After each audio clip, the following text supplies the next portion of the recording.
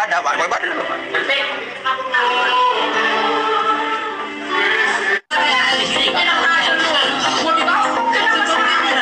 Nah, sebelum saya akan ngomong kenapa kok kami menjadi sangat tidak suka dengan jenengan semuanya. Shalom saudara dalam Tuhan, puji nama Tuhan, jumpa lagi dengan saya di kesempatan ini, dan kiranya damai sejahtera daripada Tuhan Yesus Kristus melimpah buat saudara sekalian.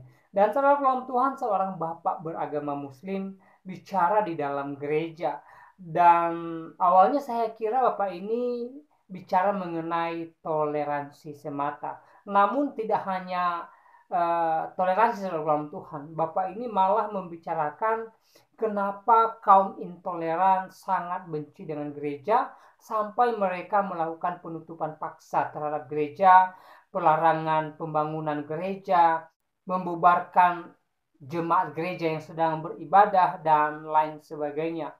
Dan saudara dalam Tuhan, adapun alasan kaum intoleran sangat benci dengan gereja, mari kita simak penjelasannya di video berikut. Ini saya katakan bahwa di dalam kerangka Al-Quran itu sendiri, posisi Yesus itu, Isa itu sangat luar biasa.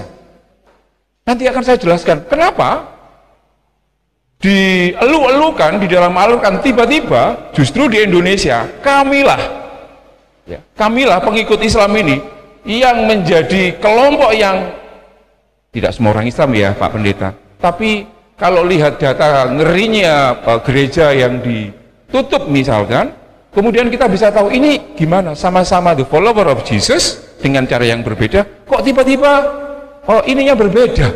Yang ingin saya katakan adalah bahwa sebenarnya posisi Yesus di dalam Al-Quran, we all harusnya secara Alkitabiah, secara Quran, itu sebenarnya posisinya sangat clear seperti itu.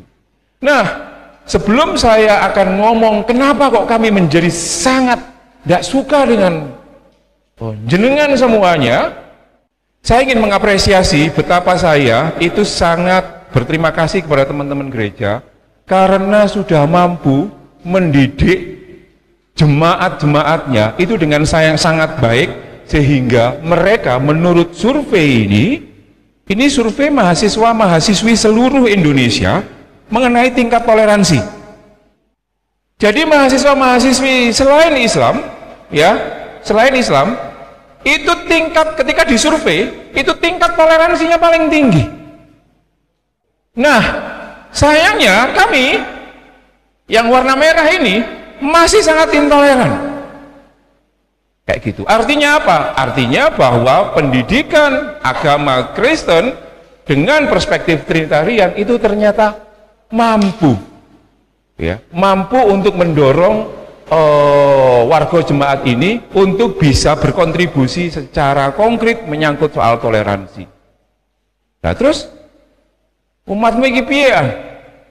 Kok masih seperti ini, terutama galak sekali. Orang Islam itu kan galak terhadap selain Islam, tapi kalau masih ke mana Magelang itu Mas, ke Borobudur masih mau, ke Klenteng masih mau, tapi kalau ke gereja, nanti dulu ini kan, nanti bisa ditanyakan kepada mbak-mbak ini bagaimana perasaan pertama kali masuk di gereja. Yang ingin saya katakan bahwa gereja mendapat special attention terkait dengan dari pandangan Islam itu sendiri. Karena apa? Karena ada beberapa faktor itu sendiri. Next Mas, saya akan terus menyatakan kenapa sih kemudian angkanya tinggi sekali persekusi.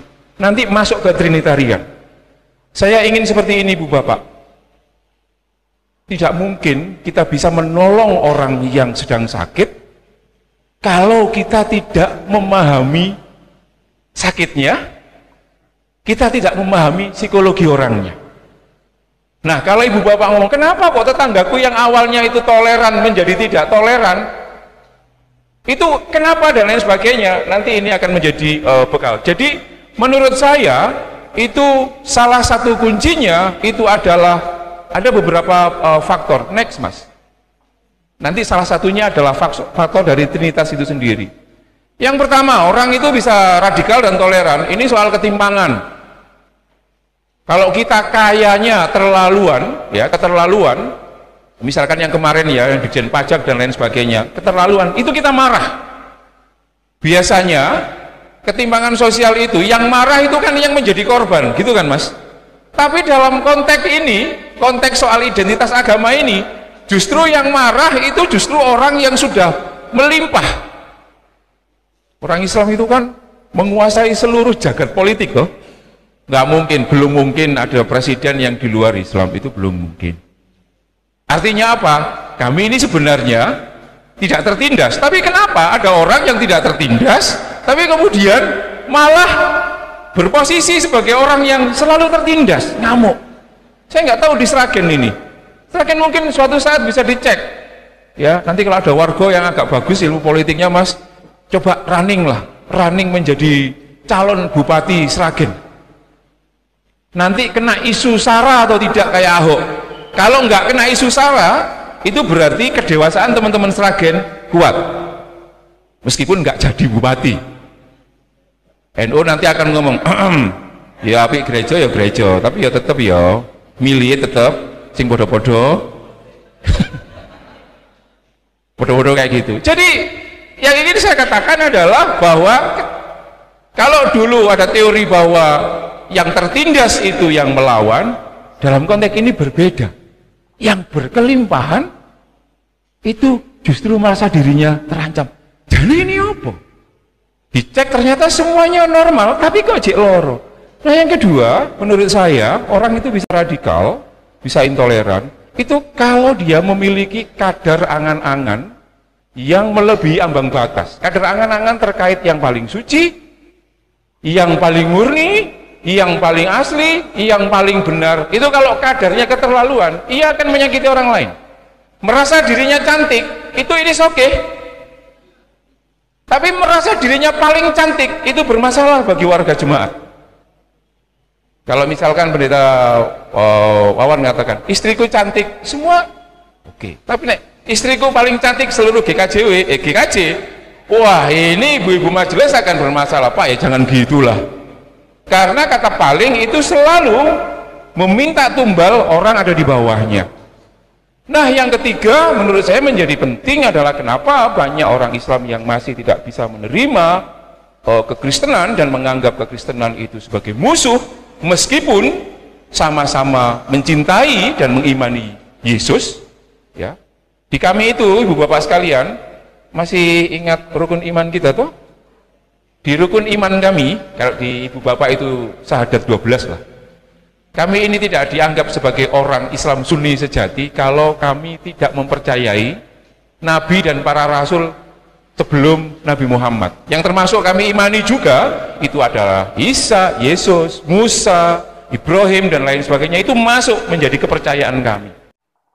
Baik, saudara Tuhan, itu videonya dan semoga apa yang disampaikan seorang bapak di video tadi menjadi berkat dalam kehidupan kita, dan ayat firman Tuhan yang memberkati kita di kesempatan ini di dalam Injil Matius pasal 5 ayat 10 sampai ayatnya yang ke-16. Demikian firman Tuhan. Berbahagialah orang yang dianiaya oleh sebab kebenaran, karena mereka lah yang mempunyai kerajaan sorga. Berbahagialah kamu jika karena aku kamu dicela dan dianiaya, dan kepadamu difitnahkan segala yang jahat. Bersukacita dan bergembiralah, karena upahmu besar di sorga, sebab demikian juga telah dianiaya nabi-nabi yang sebelum kamu. Kamu adalah garam dunia. Jika garam itu menjadi tawar, dengan apakah dia diasinkan? Tidak ada lagi gunanya selain dibuang dan diinjak orang. Kamu adalah terang dunia. Kota yang terletak di atas gunung tidak mungkin tersembunyi. Lagi pula, orang tidak menyalakan pelita lalu meletakkannya di bawah gantang, melainkan di atas kaki dian, sehingga menerangi semua orang di dalam rumah itu. Demikianlah hendaknya terangmu bercahaya di depan orang, supaya mereka melihat perbuatanmu yang baik dan memuliakan Bapamu yang di sorga. Dan saudara dalam Tuhan, kiranya ayat firman Tuhan ini menjadi berkat bagi kita, mengingatkan kita bahwa kalaupun di dunia ini kita mengalami berbagai-bagai hal yang mungkin kita tidak harapkan, kita tidak inginkan, tetapi firman Tuhan mengatakan bahwa ketika kita setia kepada Tuhan, upah kita besar di sorga. Saudara, Mazmur 90 ayat 10 mengatakan bahwa umur kita di dunia ini sementara adanya.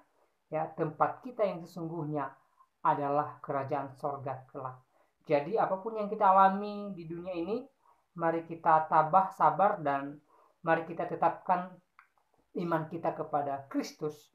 Ingatlah bahwa di kemudian hari ya, kita menjadi anak-anak terang dan kita menjadi ahli waris kerajaan sorga, karena Yesus sudah berjanji bahwa upah kita besar di sorga ketika kita setia kepada Kristus, baik dalam duka maupun dalam suka.